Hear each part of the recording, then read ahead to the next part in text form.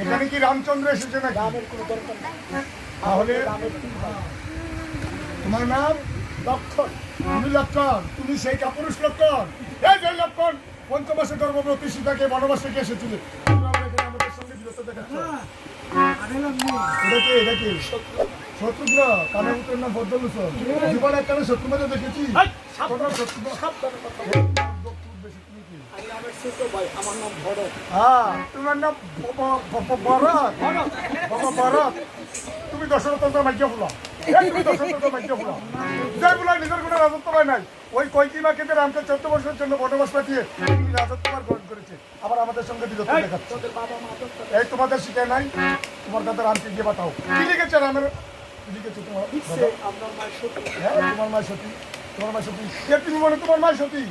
এই জন্য আমরা বেঁধে দিয়ে দেখিয়ে দিয়েছি যে আমাদের মা সতী। তোমার দাদা রামকে গিয়ে পাঠাও। লক্ষ্য যে কিনে দাদা, লক্ষ্য যে কোন দাদা? হ্যাঁ, আপনার মায়ের সতী। হ্যাঁ। ওরা বিদেশকে প্রমাণ করে এই গুড়া বাবরাম রামচন্দ্র আগে যুদ্ধ করবে। বিনা যুদ্ধে অর্শ নাহি দিব।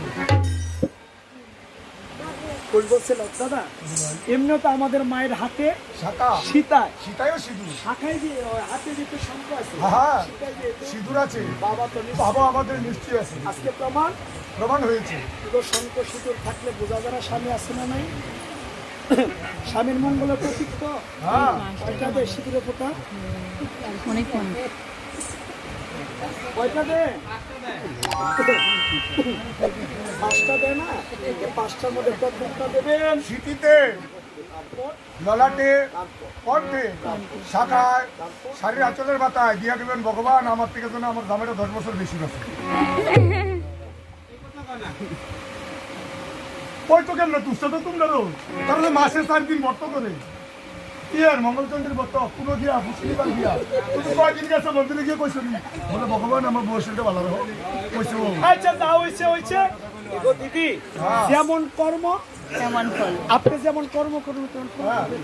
হ্যাঁ, এটা সিঁদুরদের টিপে আপনাদের ব্যাপার হ্যাঁ, দেবেন, যতটুকু পারে সিঁদুর দেবেন। হ্যাঁ, যা বলছে কোন দাদা? হ্যাঁ দাদা, বেদিজি যেহেতু অর্শ হ্যাঁ, যুদ্ধ ব্যতীত অর্শ নাই দিব। বারবার যুদ্ধ বলছে। হাই, যুদ্ধ পারিস না না? হ্যাঁ, হ্যাঁ, যুদ্ধ হয়। সমানে সমান। লক্ষ্য হচ্ছে আমাদেরকে সেতে লাগে না। হ্যাঁ, তখন গুলো ছোট ছোট গেছে, চোখে লাগে না। হ্যাঁ, বয়সটা আমাদের ছোট। পারে হাই, জানান না কার তার সমান। শোনো, ওরে ছোট দেবী করো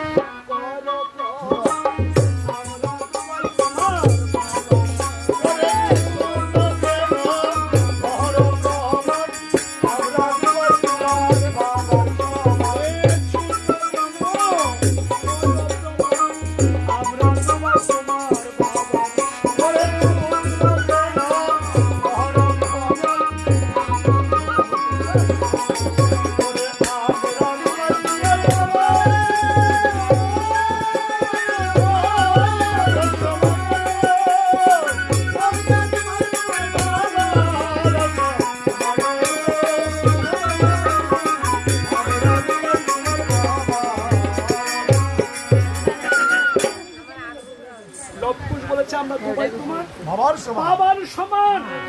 লক্ষ্য যখন বাবা তুলে কথা বলেছে, হ্যাঁ। রামের 3 ভাই মনে ক্রোধরিপু উৎপন্ন হলো।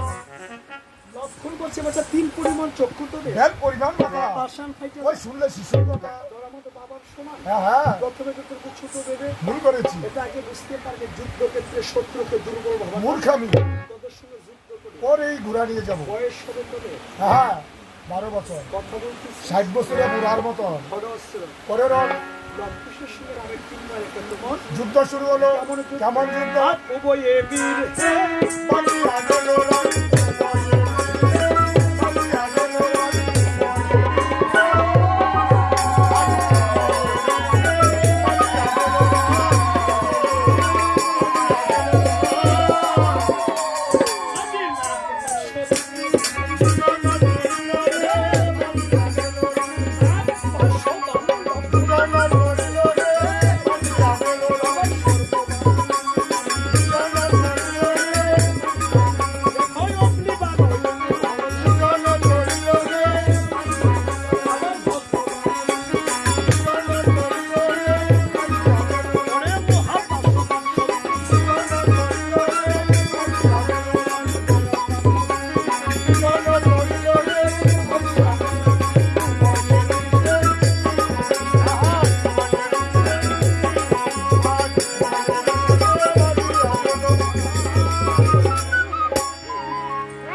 বাল্মীকি মুনি রামায়ণ কব যাই কব। লবকুশের বাণে প্রথমে শত্রু শত্রুঘ্ন ভরত লক্ষণ তিন ভাই ধুলার সহিত হয়ে গেল অযোধ্যাতে খবর যায় যজ্ঞের রক্ষা করতে যেয়ে রামের তিন ভাই দুইটা বালকের হাতে বধ হয়েছে।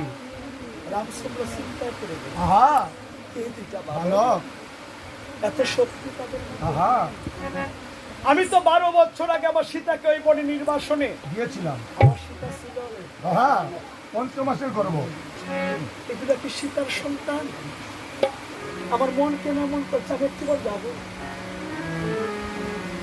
রামচন্দ্র রথ নিয়ে দ্রুত বেগে করিল গমন মনের কদলি বনে দিয়ে। যে দিল দর্শন আজকে পিতা চিনে না, পুত্রের মুখ পুত্র চিনে না। পিতার মুখ লবকুশকে দেখে রামচন্দ্র চিৎকার করে বলছে, বালকগণ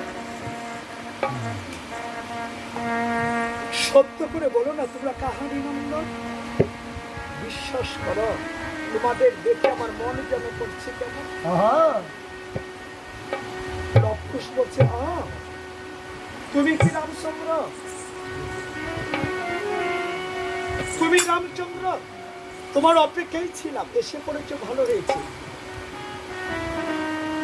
যুদ্ধ করে যজ্ঞের অশ্ব নিয়ে চলে যাও। রামচন্দ্র বলছে, শিশুগণ কি যুদ্ধ করবো তোমাদের সঙ্গে, আমার মন যেন কেমন